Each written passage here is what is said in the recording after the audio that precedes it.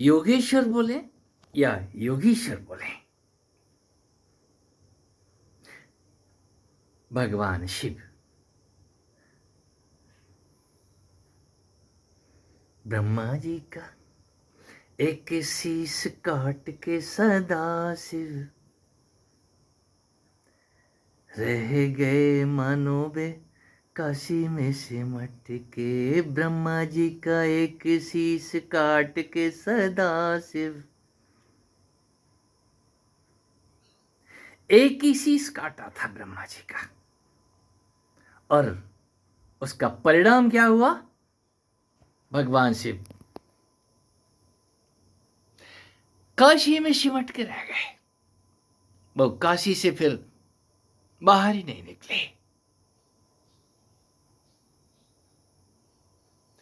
ये ज्ञान के रहस्य।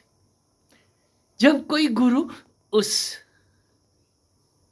अबोध दशा से, बोध दशा नहीं बोलता हूं मैं, उस अबोध दशा से गुजरता है, तो किसको बोले? जो उसके सबसे नजदीक हैं उनसे संवाद करता है। कारण अटक के रह गए हैं हम, इसके आगे हमारी गति नहीं है, इस शरीर में ही उलझ के रह गए हैं। और आप भी कहते हैं ये तन ही सब कुछ है। मैं राक्षस पैदा नहीं करता हूं, मैं स्वयं राक्षस था, और जब शरीर को जाना तो इसके आगे भी जाना है। जब आगे जाना तो विरोचन और इंद्र की कहानी। राक्षस शरीर में ही अटक के रह जाते हैं।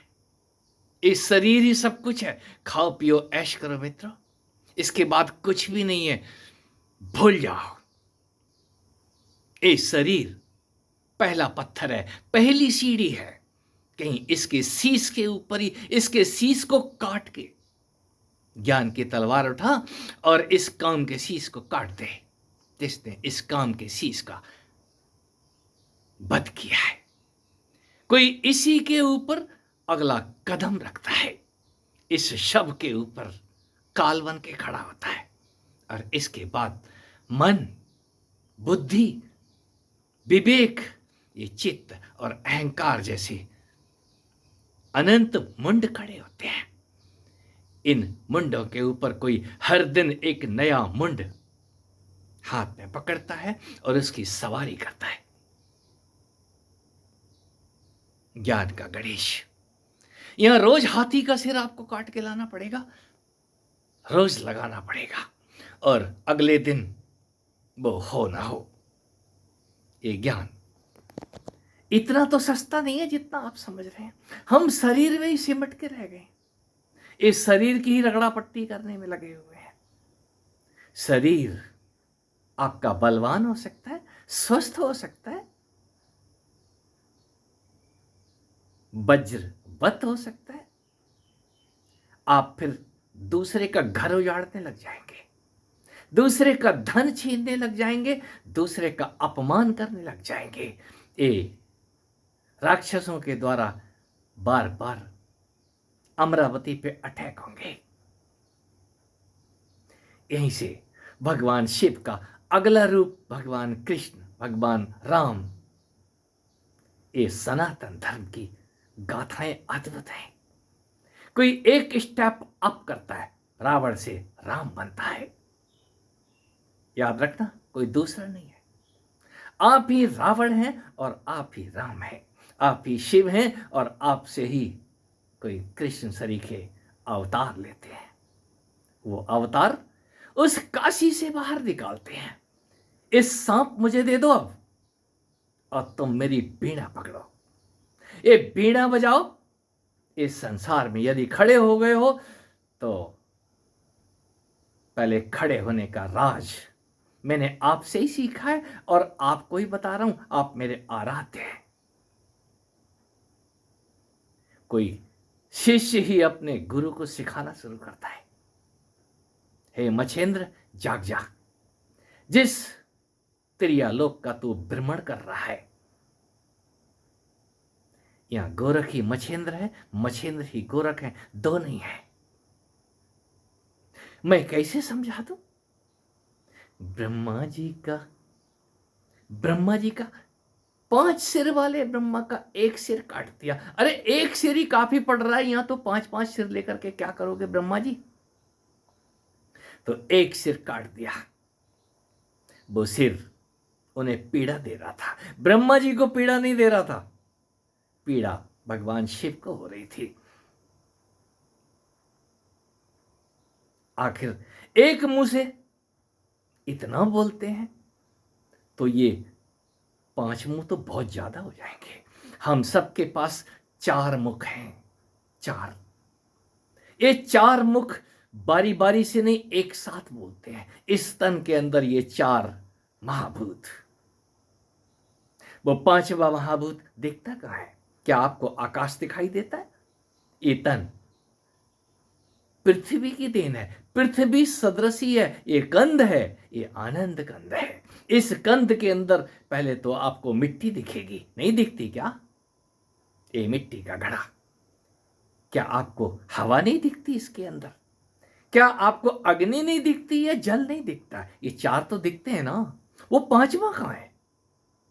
यदि 5वां अदृश्य ना हो, उसको काटना नहीं पड़ता। ज्ञान की कहानियों में अनगिनत झोल हैं, अनगिनत टर्निंग पॉइंट हैं, जहां से आपको जागना है।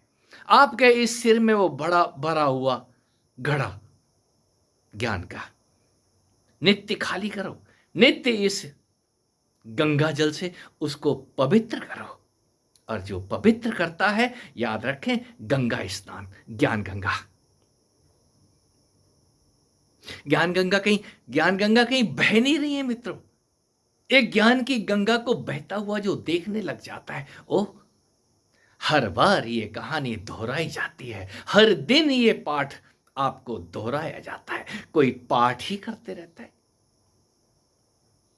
पाठ दोहराने के लिए था, और एक दिन वो पाठ चलता हुआ नजर आता है, अपने आप बहती गंगा दिखाई देती है। कोई इस दृश्य को देखने के बाद उस गंगा मां के और नजदीक हो जाता है। गंगा को फिर देखता ही नहीं है, उल्टा बहाता है।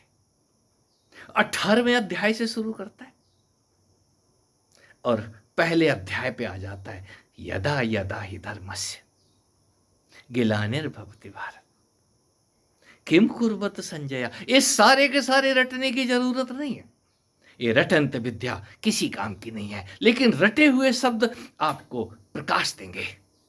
और जिस क्षण वो प्रकाश आना शुरू होता है, आप फिर शीश पे राज करते हैं। जो अपने शीश पे राज करने लग जाए, वो दूसरे के शीशों का अपमान नहीं करता। दूसरे के शीशों में वो स्वयं को ही देखता है। ये गरीबी तभी तक है जब तक आपको अपने शीश पे, अपने अहम पे राज करना नहीं आया। यदि अहम पे राज करना आ गया है तो याद रखना, यदि धन बाहर बांटोगे तो दरिद्र हो जाओगे एक सीमा तक। और धन एक और भी है, ज्ञान धन है जिसने भी बांटा है। चाहे कपूत हो, चाहे सपूत हो, वो एक न एक दिन धनी होते हैं। कोई कमाना कहां चाहता है? ध्यान भी कमाना पड़ता है, और ध्यान धन कमाने से बहुत ज्यादा परिश्रम मांगता है।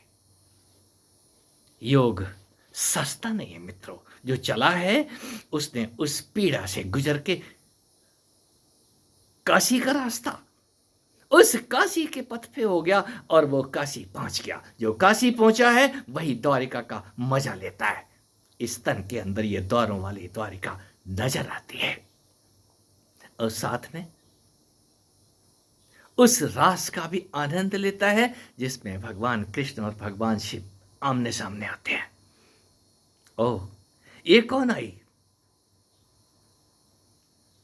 स्त्री बनना और स्त्री होना जमीन आसमान का अंतर है। कोई जान के स्त्री होता है और स्त्री होने का आनंद उठाता है। आप स्त्री हैं तो क्या हुआ, स्त्रियों के लिए योग दूभर नहीं है, वो तो स्वयं सिद्ध है। बस देर है तो जागने भर की। वो पति कब से आपका इंतजार कर रहे हैं, आपके इस तन रूपी शैया में छुपे हुए शेषनाग। हे लक्ष्मी, जाग जाग।